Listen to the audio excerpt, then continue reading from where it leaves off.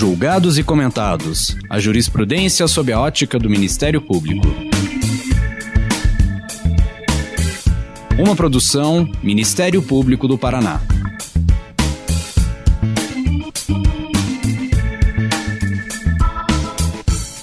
Olá, estamos começando mais um episódio do Julgados e Comentados. Eu sou Eduardo Cambi e hoje abordaremos sobre o tema da discriminação indireta. Para tanto, contamos com a participação de Wallace Corbo, professor de Direito da Fundação Getúlio Vargas, do Rio de Janeiro. O tema da discriminação indireta, ainda pouco abordado na literatura jurídica nacional, se faz presente na jurisprudência do Supremo Tribunal Federal, em algumas ocasiões, envolvendo situações de discriminação de gênero referente a mulheres e homossexuais. Nesses casos, a discriminação indireta foi entendida como uma ação que, apesar de desprovida de intenção discriminatória, acaba por produzir efeitos desproporcionais a determinados grupos ou pessoas. A partir desse fundamento, surgem diversas questões, como quais são os principais elementos e características que compõem a ocorrência desta discriminação?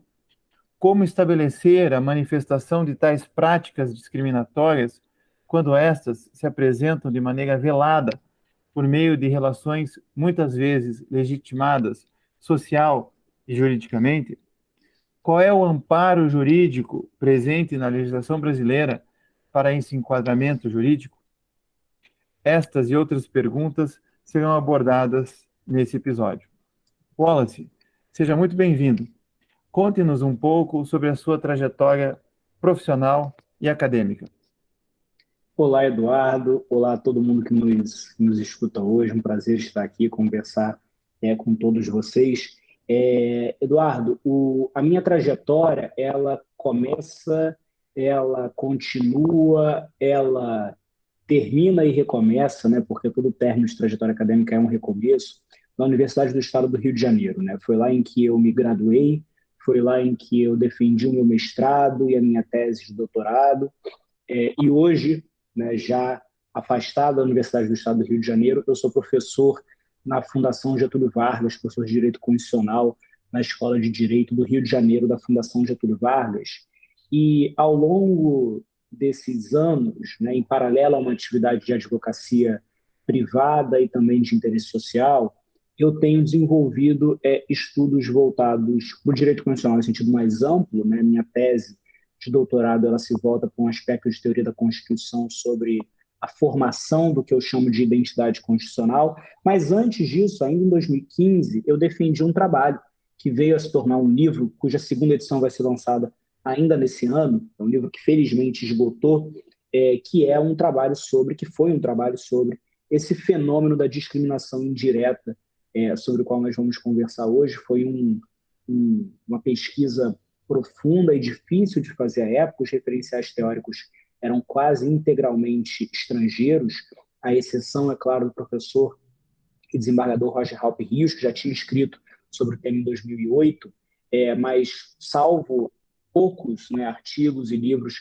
quase tudo que havia era estrangeiro. Então foi um trabalho mesmo de pesquisa em jurisprudência, no direito comparado, no direito internacional dos direitos humanos, para tentar desenhar uma teoria que ainda era incipiente, de como pensar esse fenômeno no caso brasileiro. Até 2015, 2017, quando sai o livro, havia um caso mais destacado no Supremo sobre a aplicação da teoria, que envolvia o limite dos benefícios previdenciários para as mulheres grávidas, que se tratou do caso paradigma no Supremo sobre a aplicação da teoria da discriminação indireta, mas ainda era um campo extremamente não desbravado, né? Um campo extremamente desconhecido, que felizmente desde que eu publiquei essa dissertação como livro em 2017, não felizmente nós descobrimos novos casos. É sempre ruim saber que existem casos de discriminação, mas felizmente nós conseguimos lidar com esses casos, como você comentou, envolvendo discriminação de gênero, discriminação religiosa, discriminação por deficiência, e cada vez mais nós vamos encontrando mais formas, né, pelas quais esses grupos vulneráveis vão sendo discriminados. Então é um tema que realmente tem me chamado a atenção, ao qual eu tenho me dedicado nesses últimos anos. Para mim, de novo, eu repito, é um prazer que a gente possa conversar sobre isso no detalhe ao longo desses próximos minutos. Interessante mesmo, porque o Supremo vem numa crescente na aplicação do tema da discriminação indireta.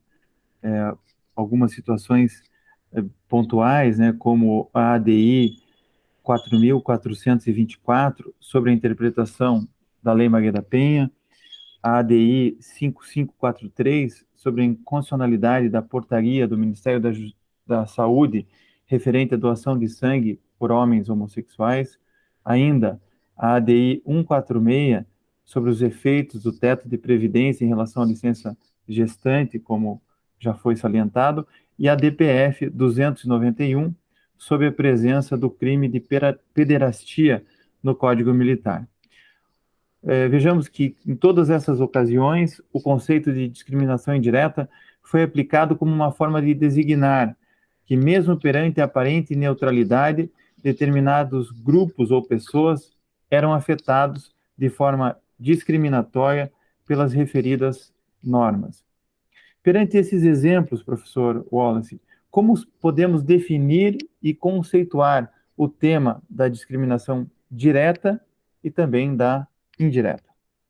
Isso é bem interessante, doutor Eduardo, porque nós estamos... eu acabei de terminar de escrever um artigo que deve ser publicado nos próximos meses, em que eu tento enfrentar exatamente essa pergunta, que já foi uma pergunta que eu tentei responder alguns anos atrás, mas olhando para o cenário atual, como conceituar o fenômeno de discriminação indireta no cenário atual. E por que essa pergunta ela já foi um pouco mais fácil e hoje ela se tornou um pouquinho mais difícil? Porque, tradicionalmente, a gente pensa a discriminação direta e a discriminação indireta como dois lados de uma mesma moeda que se diferenciam pela intenção, né? A origem histórica do conceito de discriminação indireta está lá nos Estados Unidos, na teoria do disparate treatment, que seria a discriminação direta, e do disparate impact discrimination, que seria a discriminação indireta. A lógica que a Suprema Corte desenhou a partir de um caso trabalhista chamado Griggs versus Duke Power Company era a seguinte lógica, né? A seguinte ideia, que começa olhando para o princípio da igualdade, depois, por razões específicas dos Estados Unidos, deixa de se basear na Constituição, né? no direito constitucional americano. Mas a lógica inicial era a seguinte: o que se verificou ali nos anos 60 nos Estados Unidos? Que a teoria tradicional da discriminação pensada como uma negação de direitos contra grupos vulnerabilizados, a teoria tradicional pensava a discriminação como um ato intencional, muito no paradigma da discriminação racial americana, né? Dessa lógica de uma discriminação aberta, de uma discriminação formal, de uma discriminação posta de maneira muito clara e explícita. E, inicialmente, a Suprema Corte ela sempre reconheceu que o princípio da igualdade ele abarcava, ou melhor, ele proibia essa forma de discriminação intencional, explícita, com base em um critério de classificação suspeito, um critério de classificação que a Constituição não permitiria ser usado, como é o caso, por exemplo, da raça. Por algumas razões contingentes dos Estados Unidos, uma mudança, inclusive na interpretação da Suprema Corte, a Suprema Corte vai restringir a leitura que ela tem sobre o direito antidiscriminatório, dizendo que o princípio da igualdade americano, constitucional, ele só proibiria esse tipo de discriminação. Mas ele não proibiria outras formas de discriminação, digamos, não intencionais ou ditas indiretas.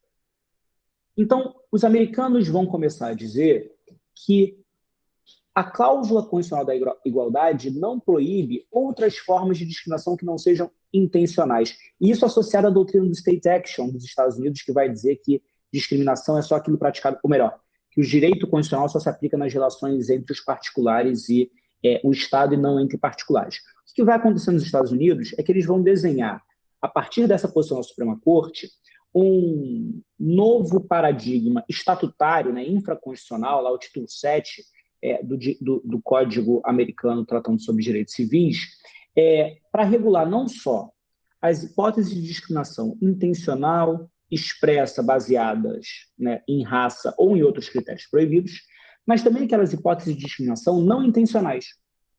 a lógica de que muitas vezes a discriminação ela acontece sem que a pessoa queira. Ela muitas vezes acontece por um fenômeno que seria indireto, pela lógica de que, às vezes, eu adoto um critério para, por exemplo, contratar empregados que não tem nada a ver com raça, mas o resultado final, mesmo que eu não queira afastar pessoas negras daquela contratação, o resultado final é não contratar pessoas negras. Então, tradicionalmente, a distinção entre discriminação direta e indireta se dá com base na intenção. A disparate treatment, que seria a discriminação direta, é aquela discriminação intencional, e a disparate impact, que é a discriminação indireta, a discriminação por impacto desproporcional, se daria nas hipóteses de discriminação não intencional. Por que eu digo que hoje essa distinção ela é menos simples ou menos evidente? Porque quando a gente olha para o paradigma mais contemporâneo, para um paradigma atual do direito discriminatório, a partir do que aconteceu no mundo, depois que os Estados Unidos deram esse pontapé inicial, no Canadá, na União Europeia, na América Latina, nas Américas e no próprio Brasil, a gente vai vendo cada vez mais uma preocupação reduzida com o problema da intencionalidade discriminatória, uma preocupação cada vez maior com o problema dos efeitos discriminatórios. Então, já em 2017, eu dizia, olhando para a Convenção sobre Direitos de Pessoas com Deficiência, que nós podemos ter duas classificações diferentes de discriminação. A discriminação por intencionalidade, em que eu tenho a discriminação intencional ou não intencional, e a discriminação de acordo com a adoção ou não de critérios suspeitos. Então, a partir de um paradigma do direito canadense, do direito comunitário europeu, e agora, né, do direito do Sistema Interamericano de Direitos Humanos, a gente pode pensar a discriminação direta e indireta não a partir da existência ou não de uma vontade de discriminar, mas a partir da existência ou não de um vínculo direto entre o critério empregado para uma norma ou prática para gerar um determinado resultado e o resultado em si. O que eu quero dizer aqui? Eu quero dizer que uma norma pode discriminar de duas formas. Se eu prevejo na minha política de contratação que eu não contratarei pessoas negras ou que eu só contratarei pessoas brancas, é evidente que existe um vínculo de necessariedade entre esse critério racial, que é proibido pela Constituição, pelo menos é proibido para gerar uma desvantagem, e o resultado discriminatório. Toda discriminação é uma discriminação por efeito. Não existe discriminação sem efeito discriminatório. Então, a diferença é que, num caso, o efeito é necessário, e, num outro caso, o efeito não é decorrente de um vínculo direto entre o critério utilizado e o resultado discriminatório. Vamos supor que eu quero contratar empregados para minha empresa e eu coloco lá como requisito falar inglês fluente. Não existe um vínculo de necessariedade entre falar inglês fluente e pertencer a uma pessoa de raça negra ou de raça branca. Pessoas negras, se aprenderem inglês, elas vão falar inglês, podem falar inglês fluente, tanto quanto pessoas brancas que aprendam inglês e que se dediquem àquele estudo. Mas por razões externas ao critério, por razões que se somam ao critério, indiretamente, eu exigir o inglês fluente para uma contratação gera uma discriminação racial em geral, em regra. Em regra, isso vai significar que aquele empregador tende a contratar menos pessoas negras do que pessoas brancas por uma série de razões, por razões estruturais de educação, por razões, às vezes, até mentais, né? Às vezes pessoas negras e brancas leem de maneira diferente o que significa inglês fluente, o que gera mais medo em algumas, menos medo em algumas. Mas em 2017, essa distinção era uma grande proposta, baseada na Convenção sobre Direitos das Pessoas com Deficiência. Com a promulgação da Convenção Interamericana contra o Racismo, que aconteceu nesse ano, essa distinção parece ser, de fato, a mais adequada ao nosso sistema constitucional. A gente sabe que a Convenção tem hierarquia constitucional, que foi aprovada na forma do artigo 5º, parágrafo 3º da Constituição. E se a gente vai olhar lá, ainda no artigo 1º, item 2º da Convenção, a gente vai encontrar que a discriminação racial indireta é aquela que ocorre, portanto, a gente está falando da discriminação racial, mas poderia ser qualquer outra, né? O conceito aqui é discriminação indireta. É aquela que ocorre em qualquer esfera da vida pública ou privada, quando um dispositivo, prática ou critério aparentemente neutro pode acarretar uma desvantagem particular para pessoas pertencentes a um grupo. Percebam que a ideia de intencionalidade não está mais presente. o que a convenção quer saber não é o que a pessoa estava pensando. E por que ela não quer saber o que a pessoa estava pensando? Porque, em primeiro lugar, é muito difícil saber o que uma pessoa pensa. Provar a intencionalidade de uma conduta discriminatória é difícil em termos práticos, em termos de dilação probatória. Como que eu comprovo o dolo direto, indireto, ou mesmo a culpa consciente? É difícil comprovar. Em segundo lugar, o direito antidiscriminatório, ele se importa muito pouco, tem uma relevância assim, muito pequena, eu vou tratar dela depois, mas ele se importa muito pouco com a intencionalidade. A preocupação do direito antidiscriminatório é saber se um grupo vulnerabilizado está posicionado ou não em uma situação de negação de direitos. Se isso aconteceu por vontade de alguém ou sem a vontade de alguém, isso importa menos. Isso pode importar para a responsabilidade civil, para a responsabilidade criminal, eventualmente, para uma responsabilidade administrativa daquele agente que tenha adotado o dispositivo, a prática, o critério. Ótimo, então vamos aplicar sanções. Para aplicar sanções, vamos olhar para a intencionalidade. Mas, para fins de reparar, de consertar, de exigir uma ação antidiscriminatória, a intencionalidade não importa. Então, hoje, quando a gente olha, depois desses mais de 40, 60 anos de avanço do direito antidiscriminatório para os conceitos de discriminação direta e discriminação indireta, o que nos resta aqui, o que é importante a gente saber? Que na discriminação direta, a negação de direitos ou a desvantagem causada sobre grupos vulnerabilizados, ela é fruto da adoção de critérios de classificação suspeitos. Quais são esses critérios de classificação suspeitos? São critérios vinculados a determinados grupos sociais, que em geral nós chamamos de minorias, critérios vinculados a grupos sociais que são proibidos pela Constituição ou pelo sistema constitucional de serem adotados. O artigo 3º, inciso 4º da Constituição dá para a gente critérios explícitos e implícitos. Explícitos tem lá o sexo, a raça, a cor, a etnia, e alguns implícitos, por exemplo, a orientação sexual, pensando na jurisprudência do Supremo, a identidade de gênero, se a gente não pensar sexo e gênero como a mesma coisa, então a identidade de gênero como um outro critério, deficiência e outros critérios que nós possamos verificar que estão vinculados a grupos sociais vulnerabilizados.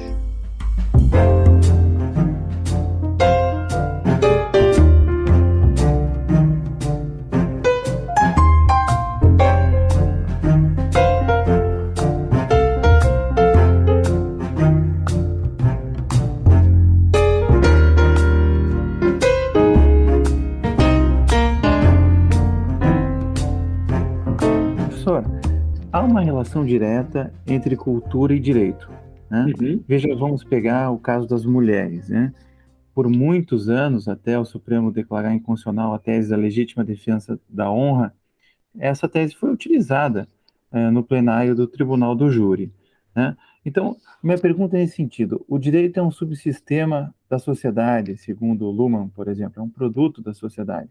E a minha pergunta é: como limitar a manifestação de práticas discriminatórias quando essas se apresentam de maneira velada, por meio de relações muitas vezes consentidas ou até legitimadas, social e juridicamente? Perfeito. É aí que está a importância desse segundo conceito, que é a discriminação indireta. Porque a discriminação indireta ela pode acontecer por várias razões, mas ela sempre vai acontecer a partir de um critério aparentemente neutro em relação à raça, ou em relação a gênero, ou em relação ao que quer que seja. Quer dizer, nós presumimos uma neutralidade que o direito não tem, porque a vida social não é neutra, né? Nós formamos todas as nossas ideias, julgamentos, perspectivas a partir de um mundo que já está posto, de uma cultura que já está posta, das relações sociais que já estão postas. Então, o que a discriminação indireta vai falar para a gente? Olha, ela vai dizer o seguinte: não importa para o direito antidiscriminatório se você não está, de maneira expressa, adotando alguma forma de classificar pessoas que não tenha nada a ver com raça ou com gênero. Eu vou olhar para o resultado. Eu olho para o resultado. Se no resultado eu percebo que você, na pior ou na melhor das intenções, excluiu mulheres, no resultado, excluiu pessoas negras, no resultado, excluiu pessoas com deficiência, ou pelo menos colocou elas numa posição de desvantagem, eu tenho uma situação de discriminação. porque algo no seu procedimento pode ser um critério que você usou para contratar pessoas, pode ser o inglês fluente, pode ser a arquitetura do ambiente que você existe. Talvez o seu ambiente não tenha rampas, tenha só escadas, e o simples fato de seu ambiente ter escadas e não ter nenhum mecanismo de acessibilidade discrimina pessoas com deficiência de locomoção. Pode ser um critério como, por exemplo, recentemente os jornais noticiaram um bar em São Paulo que proíbe o ingresso de crianças. Uma discussão aqui muito lateral, o bar pode ou não pode proibir o ingresso de crianças. São várias as perspectivas aqui em jogo, né? Inclusive se uma criança deve ou não estar no bar, mas no fim do dia, proibir o ingresso de crianças também pode significar proibir o acesso de mães, porque mães muitas vezes não têm como deixar seus filhos com outras pessoas. Então, se no resultado você de alguma forma coloca em desvantagem um grupo que já é historicamente marginalizado ou que já está historicamente vulnerabilizado, isso é importante para o direito antidiscriminatório. E aí, Eduardo, o ponto interessante da discriminação indireta é que ela vai conseguir alcançar o que a gente chama de discriminação velada. Ela vai conseguir alcançar aquela discriminação em que a gente não consegue demonstrar uma intenção discriminatória. Ela vai conseguir alcançar aquelas políticas ou a ausência de políticas que, por alguma razão, perpetuam instituições, né, vêm a perpetuar instituições que sejam excludentes ou que marginalizem. Agora, o conceito vai abarcar. Os remédios para isso, eles vão variar. Eles vão variar substancialmente de acordo com qual é a discriminação, qual é o tipo de discriminação indireta no qual ou para o qual nós estamos olhando nesse caso. Mas, em termos de discriminações veladas, do racismo velado, do machismo velado, esse conceito, diferente da discriminação direta, vai conseguir lidar. Porque na discriminação direta é muito fácil. Eu sei que tem uma discriminação porque a pessoa diz, está proibido contratar pessoas mulheres, está proibido contratar pessoas negras, está proibido contratar indígenas. É muito fácil verificar aquela discriminação. O que acontece quando eu falo que eu vou contratar pessoas de boa aparência? O que significa isso? Eu só consigo verificar essa realidade, eu posso conseguir demonstrar que a pessoa é uma pessoa racista, aí tudo bem, é uma discriminação intencional, não vai ser permitida, mas eu posso também, às vezes, perceber isso no resultado final, do que a aplicação daquele critério gerou efetivamente em termos de negação de direitos. Professor, o estudo dos direitos fundamentais do Brasil evoluiu, como no resto do mundo, para as relações privadas, né? E por isso que eu faço essa pergunta, embora em algumas situações ela tenha uma resposta bastante evidente, né? Como é que você pode dizer quais são os grupos que estão sujeitos à discriminação indireta? É um critério social? É um critério político? É um critério econômico? Como que se dá essa categoria? É a categoria da vulnerabilidade? É a categoria da hipossuficiência? Como abranger essas pessoas sujeitas da discriminação indireta? Essa pergunta é central, né? Quem é protegido e por quê no contexto do direito antidiscriminatório? Quem é o sujeito do direito antidiscriminatório, né? Esse sujeito digno de especial proteção. Algumas ideias se colocaram ao longo do tempo. Em geral, na literatura, a gente vai sempre encontrar, de maneira mais ou menos refletida, o emprego de uma expressão que não é uma expressão preferida, mas é uma expressão que caiu em uso, né? Está em uso e, portanto, a gente precisa analisá-la, que é a categoria de minorias. Só que o que significa minorias pode ser muita coisa. A gente pode pensar minorias em sentido numérico, mas em sentido numérico, pessoas ricas são minorias no Brasil. E eu acho que é razoável a gente entender que pessoas ricas, enquanto pessoas ricas, na condição de pessoas ricas, não merecem uma proteção especial, não estão numa situação de merecer algum tipo de proteção especial no nosso sistema. A princípio, pelo menos, é claro que eu posso ter uma pessoa rica LGBT, mas ela vai ser protegida por uma outra razão, não porque ela é rica. Existe um sentido que está lá, que a gente consegue extrair lá da obra do John Hart Ely, lá do Democracy and Distrust, quando ele vai olhar para a nota de rodapé número 4 de Caroline Products, que ele vai falar em minorias como grupos discrete and insular. Eu traduzo, pegando uma tradução do Bruce Ackerman, como minorias como grupos visíveis e insulares, que, porque sofrem preconceitos, não conseguem participar de maneira decisiva no processo democrático. O John Hart Ely, ele é um procedimentalista. que vai tentar justificar e legitimar a jurisdição constitucional a partir de um olhar sobre quais são as condições de funcionamento da democracia. Quando que a jurisdição constitucional tem que entrar? Quando é para proteger aquelas pessoas que, mesmo que tudo funcione muito bem na democracia, elas vão estar sempre sujeitas a preconceitos e nunca vão conseguir se tornar maiorias. Então, minorias nesse sentido, digamos, procedimental, são aqueles grupos que seriam os eternos perdedores do jogo democrático, porque sobre eles repousam preconceitos. Esse conceito não é especificamente interessante para o Brasil, porque nos Estados Unidos, e o IUL parece se preocupar especificamente com isso, com a população negra, nos Estados Unidos a população negra ela corresponde a 18% da população, sujeita a um racismo intenso. No Brasil, a população negra autodeclarada hoje já supera os 54%. Então, como que a gente explica que a população negra no Brasil continue sendo uma eterna perdedora do jogo democrático se ela é uma maioria numérica? Aí que nós precisamos caminhar para um outro sentido de quem são os protegidos, ou quem são os sujeitos do direito da antidiscriminação, para olhar não para número, não para os números, mas para a posição social, para o status que essas pessoas ocupam. Assim como na África do Sul, a maioria negra pôde, ao longo de dezenas de anos, inclusive hoje, estar situada em posição de vulnerabilidade, no Brasil também, por uma série de razões institucionais não expressas, de discriminações não diretas, pessoas negras no Brasil, e também nós podemos pensar em outros grupos majoritários, né? Mulheres, por exemplo, estão sujeitas a uma condição de desigualdade e de discriminação. Então, a vulnerabilidade, Eduardo, parece ser o ponto-chave, né, o critério-chave para definir quem é protegido e quem não é. E quando a gente vai para o nosso texto constitucional, ele parece se adequar a essa ideia de vulnerabilidade. Por quê?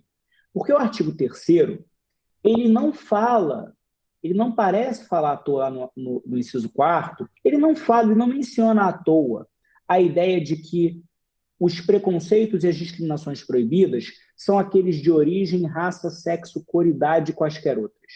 A gente consegue pensar com tranquilidade grupos vulnerabilizados em razão da sua origem, tanto nacional quanto estrangeira. A gente pode pensar no caso do rapaz que foi morto, do rapaz estrangeiro negro que foi morto recentemente aqui no Brasil. Origem, raça, a gente pode pensar em grupos raciais que são vulnerabilizados, sexo, se a gente pensar em homem e mulher, e em minorias de gênero, né, como pessoas transexuais, transgêneros e travestis, cor, de novo, né, fazendo um paralelo com raça, idade, os idosos e os jovens, né, a criança e o adolescente, e quaisquer outras formas de discriminação. Até aí, alguém poderia dizer, não, mas a Constituição americana também proíbe a distinção por raça, mas nos Estados Unidos, o Estado não pode classificar nem negativamente nem positivamente pessoas negras e pessoas brancas, que é a discussão sobre cotas em instituições de ensino público que hoje nos Estados Unidos são proibidas. O Estado não pode considerar o critério raça porque a Constituição americana seria daltônica, né? Seria cega em relação à cor, seria colorblind. Harvard pode porque é uma instituição privada, mas outras não poderiam. Onde, Wallace, você está pegando, de onde você está encontrando esse critério de que a vulnerabilidade é o que importa, de que são grupos vulneráveis que importam? Bem, logo depois de proibir essas formas de discriminação, a Constituição adota uma série de medidas protetivas de alguns grupos. E esses grupos são facilmente verificados. Existe uma proteção especial no trabalho à mulher. Existe uma proteção especial às pessoas negras com a criminalização do racismo. Existe uma proteção genérica, né, a punição genérica a toda forma de discriminação lá no inciso 41 da Constituição. E quando a gente olha para o nosso bloco de constitucionalidade, isso fica mais claro. Porque o que o nosso bloco de constitucionalidade protege de maneira expressa? Protege a pessoa com deficiência, na Convenção sobre Direitos sobre Pessoas com Deficiência. Protege minorias, ou melhor, grupos raciais vulnerabilizados na Convenção Interamericana contra o Racismo. Então, a vulnerabilidade social dos grupos, sejam eles minorias numéricas, sejam eles, por alguma razão, maiorias que não conseguiram, não lograram obter, né, uma representação adequada politicamente, uma representação adequada economicamente, uma representação adequada socialmente, esses grupos são protegidos. São protegidos a ponto de, no nosso direito, diferente do direito americano, as políticas de proteção a esses grupos não serem consideradas discriminação, que é algo novo também que a Convenção Interamericana traz, que já era dito né, pela doutrina brasileira, pela jurisprudência, pelo STF, na DPF 186, mas de maneira muito importante foi dito expressamente pela Convenção, quando ela diz que as políticas afirmativas, aquelas políticas voltadas a superar a discriminação, aquelas que usam raça, não para prejudicar o grupo vulnerável, mas para colocá-lo em pé de igualdade com o grupo predominante, essas políticas não são discriminação. Não existe discriminação, antigamente se fazia essa distinção, a discriminação positiva, aquela que melhora a situação de um grupo, e a discriminação negativa, aquela que piora a situação do grupo. Com a Convenção, essa distinção não faz mais sentido. Discriminação positiva deixa de existir, existem políticas afirmativas, existem medidas afirmativas, que é o remédio, para a doença, que é a discriminação sempre negativa, sempre colocando em desvantagem algum tipo de grupo vulnerável.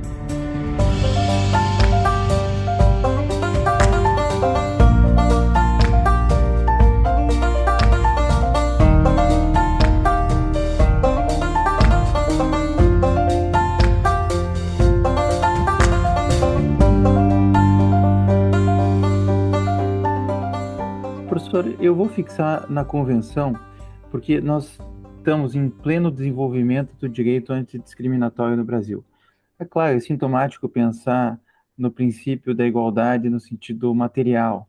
Também é possível visualizar uma série de diplomas, como a Lei Maria da Penha, o Estatuto da Pessoa com Deficiência e outros estatutos.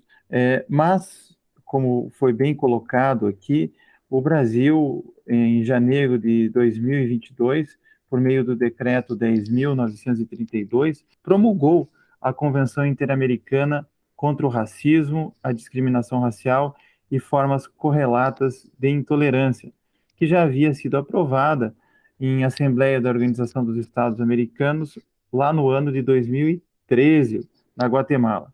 E o Brasil foi além e recepcionou essa convenção nos termos do artigo 5º, parágrafo 3º da Constituição Federal, dando status constitucional a esse diploma. Em que medida a luta contra a discriminação direta ou indireta, a promoção dos direitos humanos e o próprio direito antidiscriminatório pode ser construído somando aquilo que nós já tínhamos de diplomas com esse, que agora adquire status constitucional. Perfeito, Eduardo. Me parece que esse diploma, e certamente nós poderíamos reforçar ainda mais o nosso sistema com outros, que tratassem de outros temas, outras formas de discriminação, mas a Convenção Interamericana ela vem somar conceitualmente, normativamente, em termos de instrumentos de combate à discriminação, uma série de fatores ao nosso sistema constitucional antidiscriminatório, e também, né, ao somar o sistema constitucional antidiscriminatório, ao nosso sistema infraconstitucional antidiscriminatório.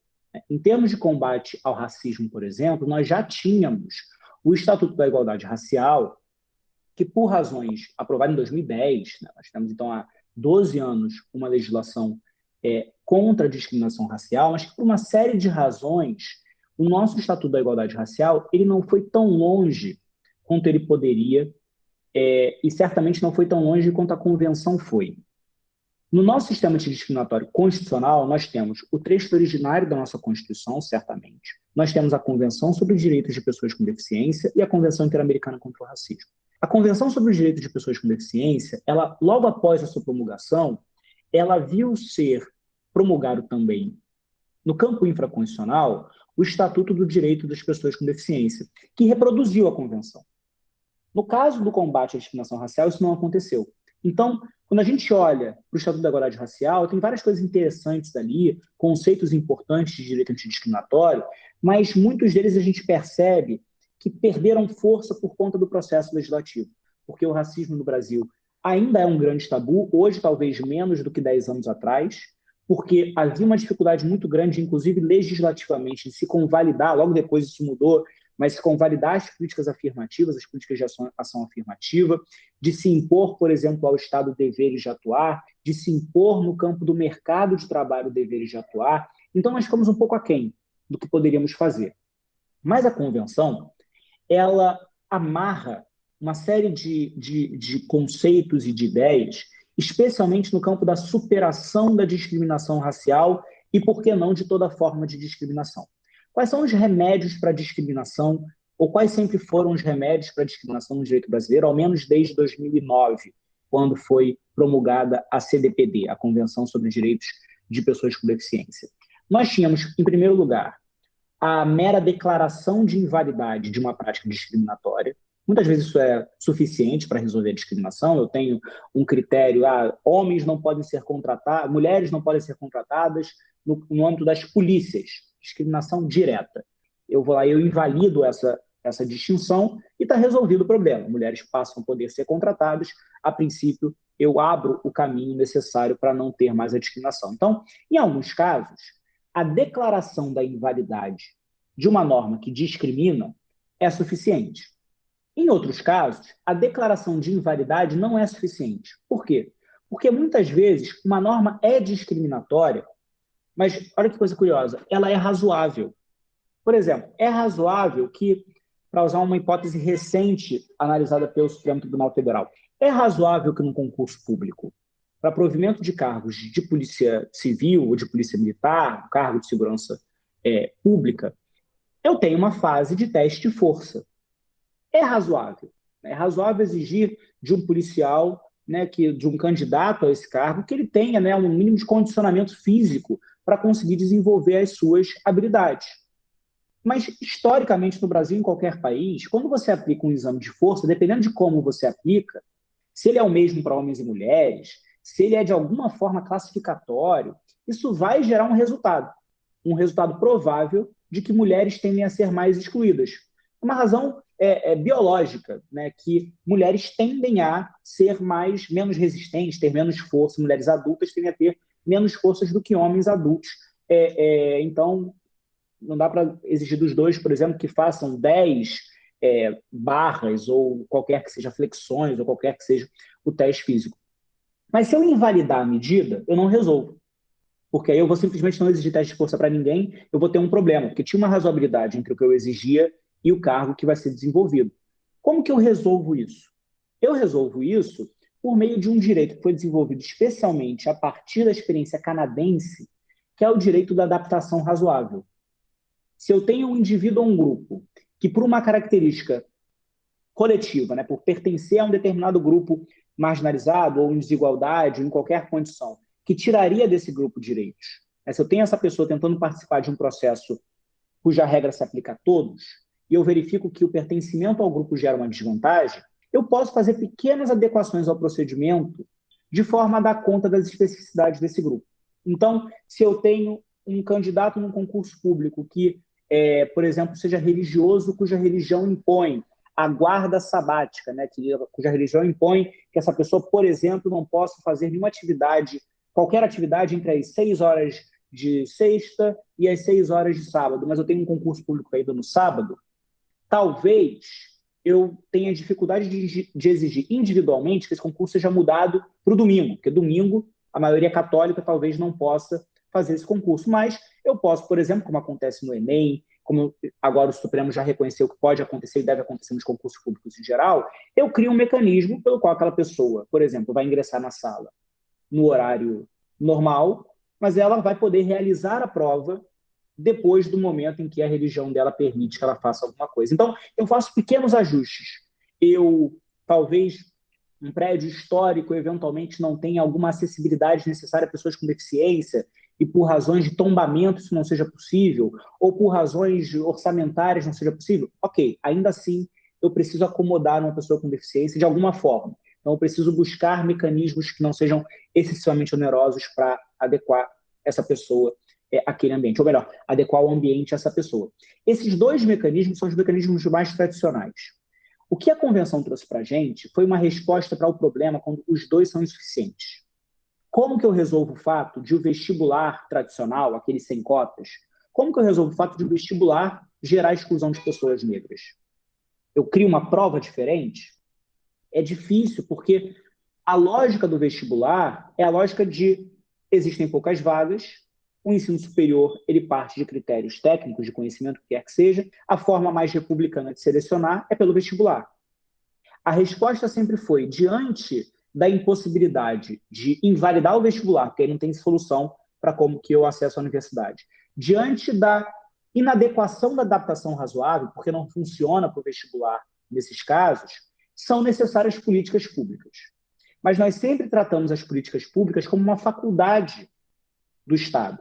É importante que o Estado faça, mas diferente de um direito à adaptação razoável, as políticas públicas não necessariamente seriam adjudicáveis, pelo menos não as políticas de ações afirmativas. A Convenção muda isso, e ela reforça por isso o nosso sistema, porque ela prevê lá no artigo 4º deveres específicos do Estado no sentido de efetivamente adotar, perdão, no artigo 5º, deveres de especificamente adotar políticas especiais e ações afirmativas. Então, hoje, o Ministério Público, no âmbito de ações coletivas, ou os outros legitimados ativos, assim como todos os legitimados ativos, eventualmente para propor ADPF, tem sido usado em várias medidas para suprir omissões do poder público, eles podem buscar judicialmente que, diante de uma omissão estatal no dever de adotar políticas especiais e ações afirmativas em qualquer área, pública ou privada, podem buscar junto ao judiciário, talvez não que o judiciário imponha a política, nós sabemos que isso pode gerar algumas dificuldades, mas que o judiciário obrigue o Estado a impor as políticas, como tem sido feito em algumas ações, especialmente no âmbito do Supremo Tribunal Federal. Então, qual é a grande novidade aqui que a Convenção traz para a gente? Ela reforça o nosso sistema constitucional antidiscriminatório e o nosso sistema de direitos fundamentais vinculados à igualdade. Agora eu posso adjudicar de 3 formas contra a discriminação. Eu posso afastar práticas discriminatórias irrazoáveis, desproporcionais. Eu posso respeitar essas práticas quando elas sejam razoáveis, mas criando exceções necessárias para grupos vulneráveis. Então, eu tenho uma regra de vestimenta, mas uma pessoa, um funcionário, ele, por exemplo, é muçulmano. Eu preciso adequar essa regra de vestimenta àquela pessoa para que ela não seja discriminada por sua religião. E eu posso buscar, junto ao poder público, e por que não, pensando na eficácia horizontal dos direitos fundamentais, eventualmente eu posso buscar, junto a determinados entes privados, aqueles em que os direitos fundamentais podem se aplicar diretamente, então, por exemplo, empregadores, por exemplo, fornecedores em relações de consumo, eu posso buscar perante entes públicos e talvez até entes privados que preencham, que exerçam o seu dever de combater discriminações comprovadas, adotando políticas afirmativas que, de novo, de acordo com a Convenção, não são discriminação, são remédios para a discriminação. Então, é esse o reforço que nós temos hoje, especialmente com a promulgação da Convenção Interamericana contra o Racismo.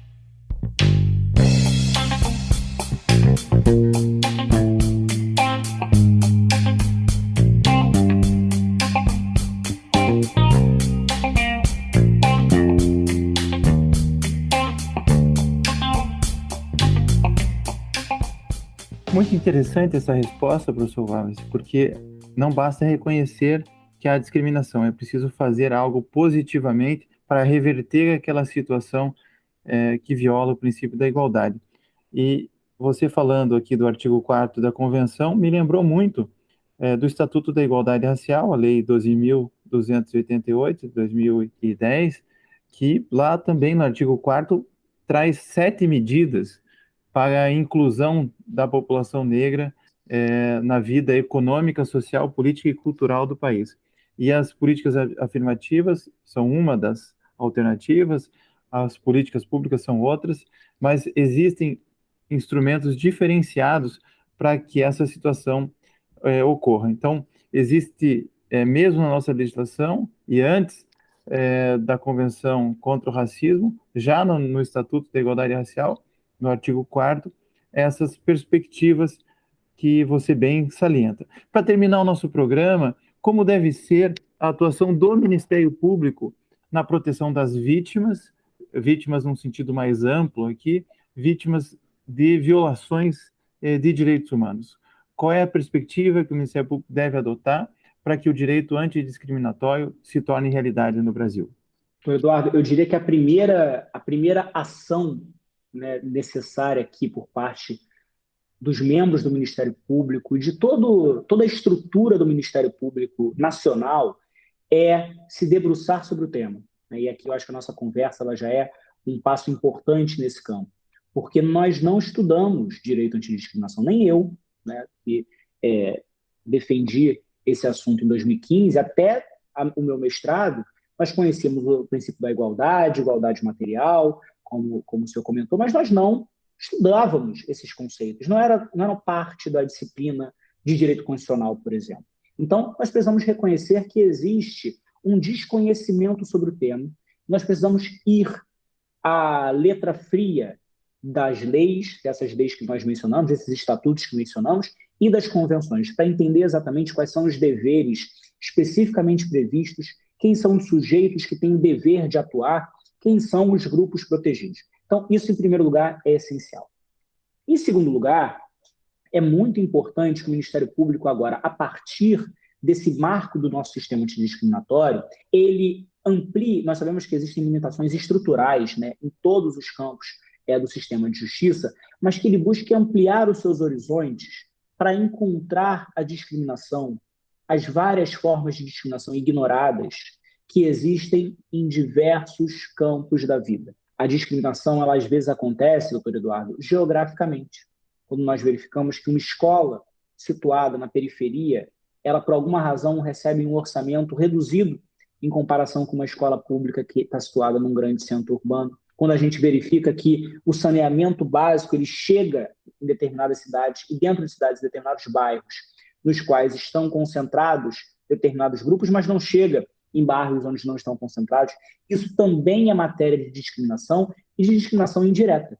Se uma política urbana ela não usa nenhum critério racial, mas ainda assim ela tem como efeito negar direitos, serviços públicos, direitos sociais, direitos fundamentais para determinados grupos preferencialmente situados em determinadas áreas, isso é assunto para o Ministério Público certamente combater, com base tanto no Estatuto da Igualdade Racial, se for o caso de uma discriminação racial, quanto na Convenção Interamericana contra o Racismo. Então, certamente estudar o tema, entender que a questão aqui não é mais, como sempre foi, um problema social, é um problema jurídico, é um problema que tem conceitos jurídicos próprios e que exigem a atuação desses agentes de tutela coletiva, porque individualmente é muito difícil que as vítimas individuais, porque há vítimas individuais, é muito difícil que elas sozinhas consigam conduzir essa situação. Então, entender o tema, se aprofundar sobre o tema, como eu comentei, né, uma segunda edição do meu livro vai sair, mas outros livros muito bons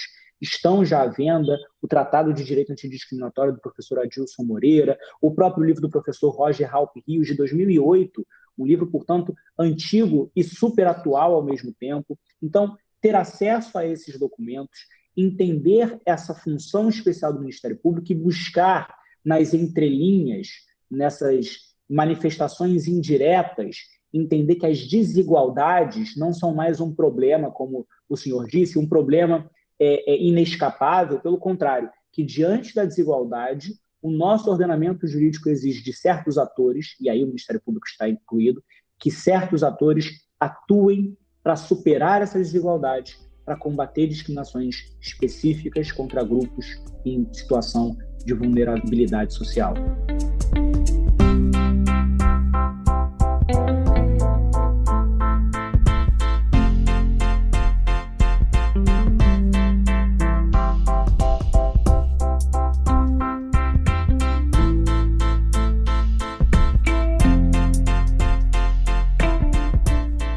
Professor Wallace Corbo, eu quero agradecer a sua disponibilidade, os seus ensinamentos e a forma como você traz o direito antidiscriminatório, inclusive para fazer a ressignificação da própria atuação do Ministério Público. Obrigado por estar conosco.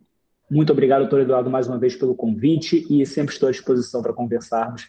Mais uma vez, um abraço também a quem nos ouve. Não se esqueça de curtir ou de se inscrever em nossas redes sociais e assinar nosso podcast no aplicativo de sua preferência. Você também pode participar da elaboração dos julgados e comentados. Para sugerir um tema, encaminhar dúvidas ou comentários, envie para a gente no e-mail julgadosecomentados@mppr.mp.br ou pelas nossas redes sociais. Muito obrigado e até a próxima.